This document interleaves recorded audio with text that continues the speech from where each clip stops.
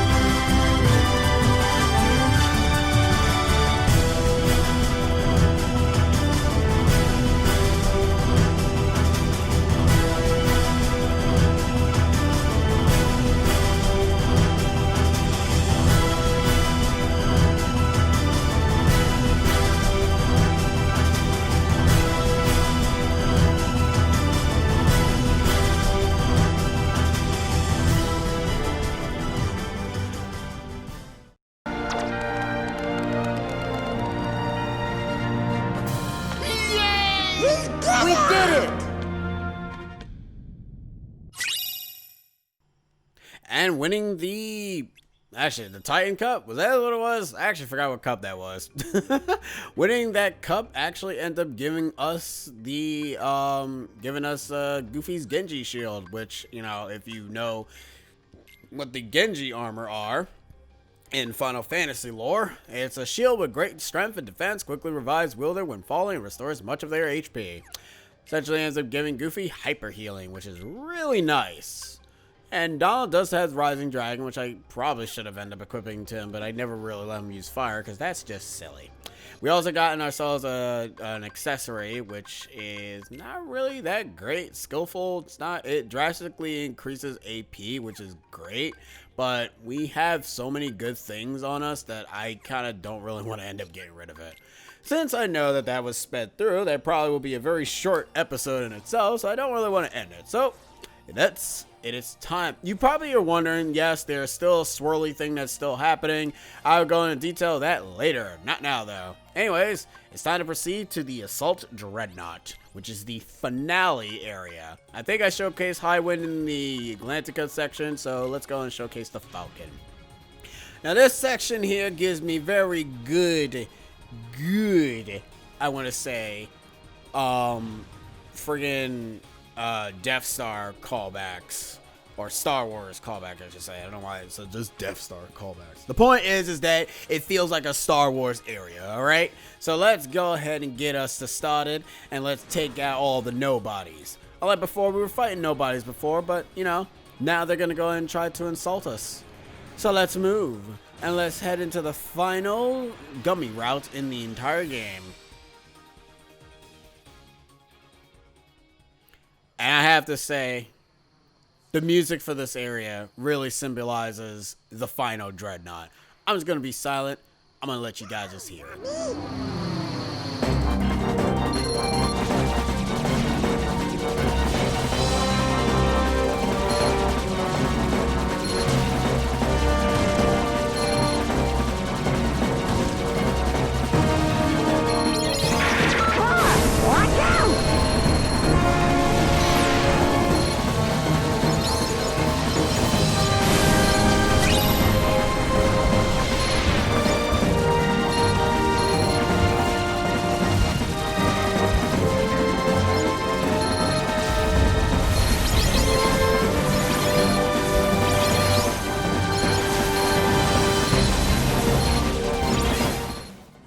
Like, this song feels like final bout here, and it's really good. Like, the fact that, you know, you are literally, it ends up symbolizing the whole organization, what is it, Castle Oblivion looking castles and everything, and, you know, you can actually destroy those buildings too, and it's really nice. Like, I really do love this segment here. It's really good, especially the finale. But there is something a bit unique about this gummy ship route, and it's unfortunately in the final third level of this. There is the gummy ship section actually does have a secret boss. We'll be fighting him later. Not now, but you might have guessed who it might be. There's one particular boss that you've constantly seen in your gummy ship route section, but you notice that you never actually defeat him. We'll be meeting him later. For right now, let's just go ahead and just focusing on the playthrough that is this little Star Fox looking section here. Seriously though, it kind of ends up making me disappointed about the gummy ship section. I mean, to be fair, I don't mind the final gummy ship section in 3 as well. That one is actually pretty good too.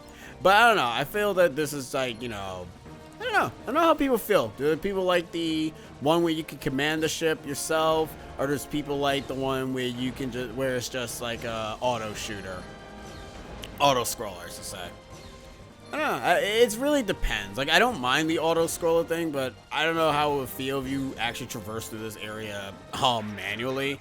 It'd be kind of nice. So this wonderful little thing here, you couldn't destroy this in the OG Kingdom Hearts, but we're not playing OG Kingdom Hearts. We're playing Final Mix Kingdom Hearts. So we're going to destroy this core because, you know, who cares? They don't need this stinking thing. I mean, we might not be able to destroy it with our firepower, but we'll see what happens. And honestly, this thing does take a lot of shots. And it's about to wreck the barrier. Yep, there we go. Okay, oh well, we couldn't destroy it. Oh, that sucks. We probably should have used the Highwind. The Falcon actually is not the best in terms of strength. It's only good at maneuvering, and that's really about it. But anyways, I'm gonna tell you this right now. That thing will never ever shoot you because it shoots in a very wrong direction. And it ends up firing again for some reason. It's essentially the equivalent of the Death Star. It's essentially what that's a reference to. You can't tell me it's not. If it's not, then, well, rip. But it might as well be. Anywho, it's time to head back to Twilight Town. And as Chip and Dale said, that they see 2 of them. Even though I only see 1, but hey, whatever. If they see 2 of them, they see 2 of them. But why do they see 2 of them? Well, let us go.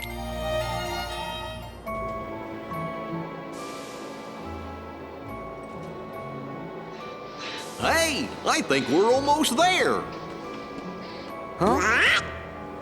Gorge, aren't we here because of the picture? Look, I'll show you. Yeah, through these roads. Come on, let's go find this mansion. Yeah. Yes, let's indeed go find this mansion. Now, sadly, Magnet is not in the Guzz stage, but it will be, though. Don't worry, it actually will be. But Twilight Town is sporting some very interesting enemies now. They're sporting some lovely, what I like to call annoying nobodies. You can actually end up finding mostly all the nobodies in this section. Now you're probably wondering, it's like, man, we killed most of their organization members. Why are they still alive? You know what? That is actually a very good question that I have no answers to. Like, I actually have no answers as to why their nobodies are still around. But the only explanation I could probably give you is that because they kind of need some enemies to be in the game. Let's be real. If they kind of just gotten rid of all the nobodies, you just literally just have the final few and then that's it. But, what are you gonna do? But the area is pretty empty. It kind of ends up giving us a bit of a reminder that we are... kind of reminds me of Simulator Twilight Town. Simulated Twilight Town, not Simulator Twilight Town, jeez. English, I know none of it. Okay, I was going for the block button, but the game just decided to say, no, you're not. It's like, oh, okay. Apparently I'm not. It's like, that's nice. Boosh! Hey, leave Dolan alone. He tried his best to be cool, and now you're trying to pick on him. But we got samurais now. So those are good. We haven't met the samurais in a while in terms of the plot of the story. The only time we actually get to meet them, though, we get to meet them in friggin' tournament. And that's really it. That's the only time we actually end up meeting them is in the tournament. Yo, y'all guys be slicking. Don't like that. Oh, we definitely can't get that. We are definitely not able to get that. Oh, good. Dancers. Luckily enough, you guys are very susceptible to ice. Even though it's not your weakness, but I like to just auto-assume that it is. Luckily enough, the treasures in these areas are not different, so you don't really have to worry so much about, oh, are the treasures going to be different? No, they're pretty much, they're small potatoes. Don't worry about it. Not gonna lie, remembering what this area is going to look like later on kind of makes me think, like, I'm looking at it and the design doesn't kind of make much sense to me because over here something gets built or like, okay, it's more so like, it's kind of like over here. Yeah, it's like in this section. So it's like, I don't know, it just feels like the area is a bit smaller in 3 than it is in 1. I mean, than it is 2, but I don't know. And then over there is completely obsolete, even though there is a way for you to end up seeing like everything, but I don't know why I'm talking about future games. You guys already know how I am. Go away, you stupid dumb dances. I don't want to dance with you. No, get off of me. God damn it. Yeah. Booyah. I love that one attack that Sora does where he just has a spasm attack. It's like, it's so weird. Let's grab this. And is there a treasure chest over there? Yes, there is. There is indeed a treasure chest. Come here, you little bastard. Ooh, another one. Ooh, members. How I love them. Well, that guy's fault. Goofy, you good? Okay, apparently you're not. Donald is here. At least I can count on Dolan, which is so weird to say, because usually I can never count on Dolan. Or maybe counting on Dolan is probably a bad idea. I don't know. Hey, Goofy, you're here. What happened, man? Were you just afraid? Don't worry, man. The Boogeymans can't hurt you anymore. Those guys, however, I love how they just never can grab the other team, but they can grab you for sure, but they can't grab them. Whatever. Now I'm going back to my normal trends again. Alright, so we're on our way to the forest. We already know that all the organization members, Heartlesses, are here. I think Berserkers are here. Not entirely sure. They're probably in the Sandlot, since that technically is where they spawn first. The Dancers are here. The Snipers are in this location, and so are the Assassins. We've kind of already seen them already. But just in case if you forget, these are the enemies. They do the thing, they do stuff, and they are cool. Overall, the nobodies are kind of my favorite enemies because it's just, you know, Final Fantasy jobs and everything. It is pretty neat to see them. This was a treasure chest I was thinking that was in Roxas section, and it's not. It's actually in this section, and I was like, oh, okay, cool.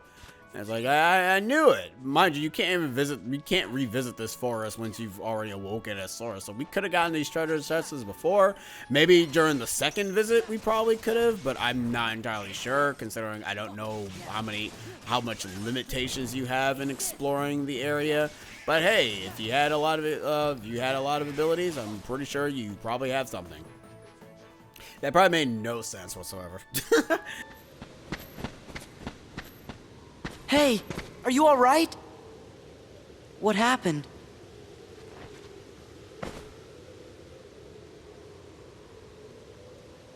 We came here looking for Kairi.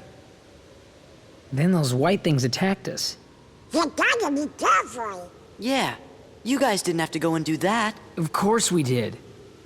Kairi's our friend too, you know.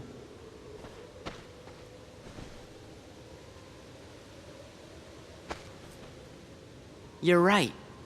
You know, I never thought of it like that before. Word is, this mansion gets a lot of really strange visitors. We thought this place might be the gateway to some kind of alternate Twilight Town. What do you mean, alternate Twilight Town? Hey, Goofy, do you think we could see that crystal of yours? I made that pouch myself, and I still have it. So there shouldn't be two of them here. And this is the trophy Cypher gave you. You left it behind, remember? It's the only one of its kind. Same for the crystals. Red, blue, yellow, green. Only one of each color. But you've got your own. So, where'd you get it? The pouch is from the king. When he gave us money for the train ride, he gave us the crystal too. But then, where did the king get it? See? There's gotta be another town out there like this one. That would explain how the king got that pouch in the crystal. Everything makes sense. It does? That other town must be where whatever's missing from here went. Like Kairi. I get it.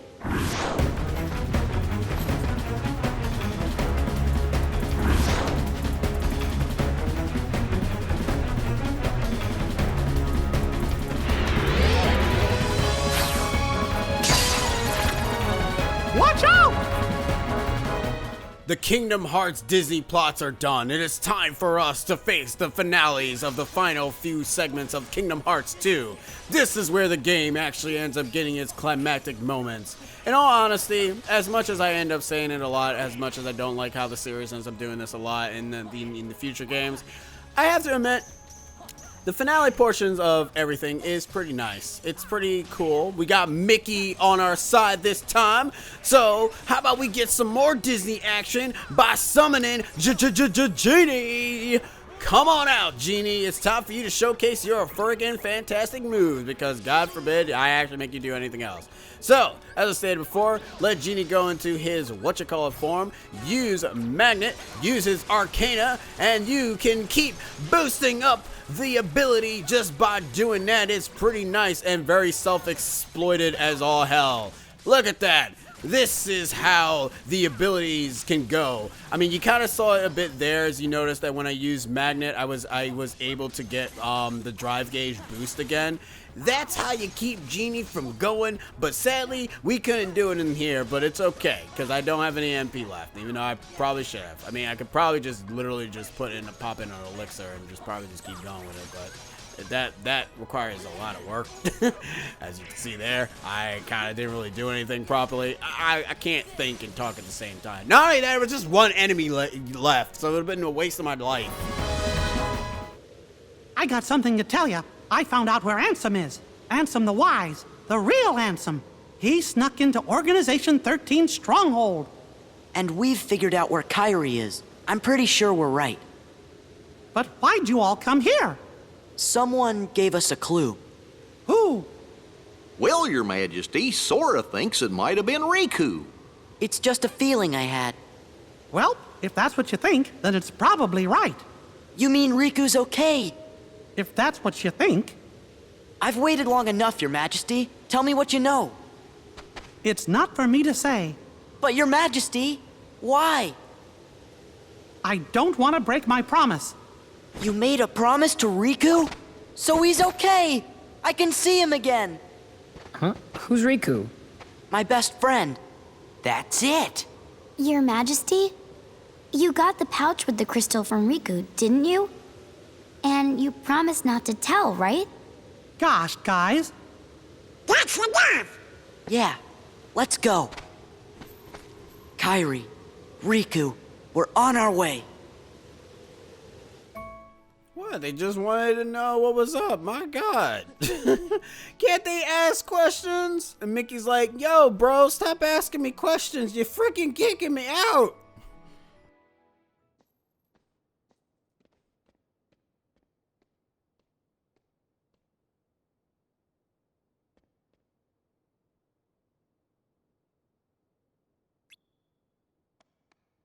A computer? Do you think it's connected to the other Twilight Town? It might be, and there should be a way into the realm of darkness there. Riku told you that, didn't he? Sora, please stop asking me these damn questions. it's like, Sora, stop asking me these questions. It's like, I made a promise. Mind you, to be fair, if I end up saying that I made a promise, me saying I don't know wouldn't even do anything because you won't leave me the hell alone. Jeez. I mean, to be honest, to Sora's credit, I don't even know, like, I don't know. It's kind of dumb. Like, it's kind of, it's a bit on and off for me. On one end, I know why Riku wants to keep it. Wow, really? You just spamming these dudes now, huh? Alright, whatever. I guess I should showcase their reaction commands, because the reaction commands is kind of cool. Unless, you know, you get hit by the cards and don't really do anything. Alright, so the way how the gimmick for this works is that you have to essentially pick the right number. You pick it, you get a lot of money. If you have more of them on the field, you end up getting more bang for your buck. This is how you essentially will level up Master Form, because... Wow, really? Okay, that's a rare drop, by the way. Like, that's actually a rare drop. I wasn't expecting to get that just by fighting those guys. So that's cool. But no, yeah. Those guys are your bank for leveling up Master Form. The reason is because if you end up having Drive Converter, it turns the money into Drive Orbs instead, which is pretty nice. And you essentially will be doing that for the finale of getting to level 7 for your drive gauge, which is super important. Trust me. You'll thank me later. Okay, I think I could probably just... Okay, no, I cannot. I cannot get it because I cannot go into Master Form because I end up expunging it with the summons I can do. We can go in here and end up getting ourselves a sunset puzzle piece. As I stated before, we will be going into further detail with the summon pieces, with the puzzle pieces, not the summon pieces, but there's really no point in me going into detail with it now, so we'll go into it later. I thought I could be able to get that puzzle piece, but apparently I cannot. There are some Dragoons here, so immediately as soon as you hit this area right here, immediately use Reflectiga. Yeah, see, look at that. Easy peasy lemon dudes. That probably made 0 sense, but you know what? It probably made sense to me in my head. But that's okay. Get ourselves the orichalcum, and now we end up having to run away.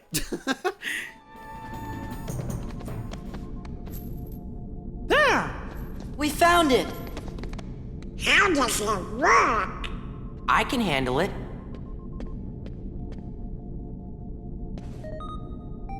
Okay. Here we go. Oh, What's wrong? I can't go any further without a password. Do you have any idea what the password might be? Well, we only got this photo. Ah, that's how you swing our screen. Yeah, the one Donald ate up. It was in the box right next to the photo. Hey, that's it!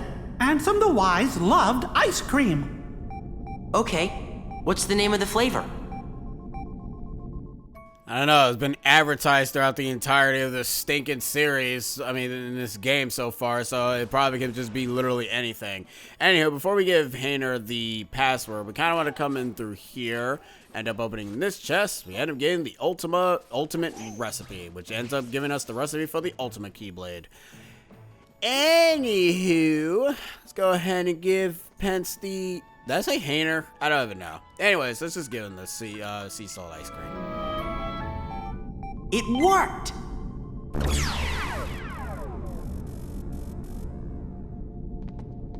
Let's go. We'll be here to hold down the fort. Say hi to Kyrie. You bet.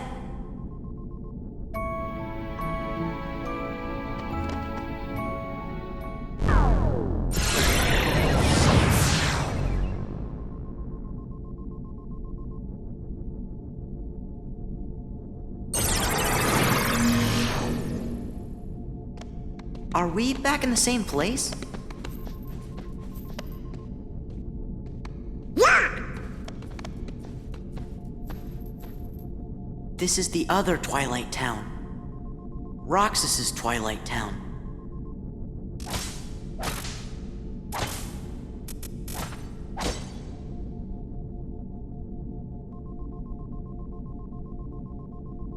There's gotta be an entrance into the Dark Realm somewhere. Let's split up. Split up as we go into the same damn location. I'm not even kidding. Also, if you try to go out this way, it's like, this doesn't feel right. Yeah, it actually doesn't, because you're essentially in the simulator Twilight Town instead of the real Twilight Town.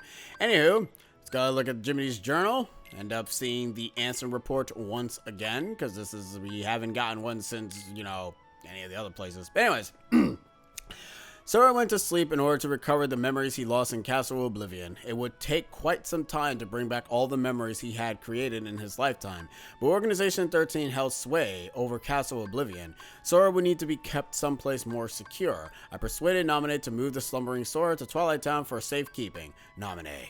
As I have written here before, she is a most unusual being, born of the same process as a nobody, but lacking virtually all the elements of a nobody.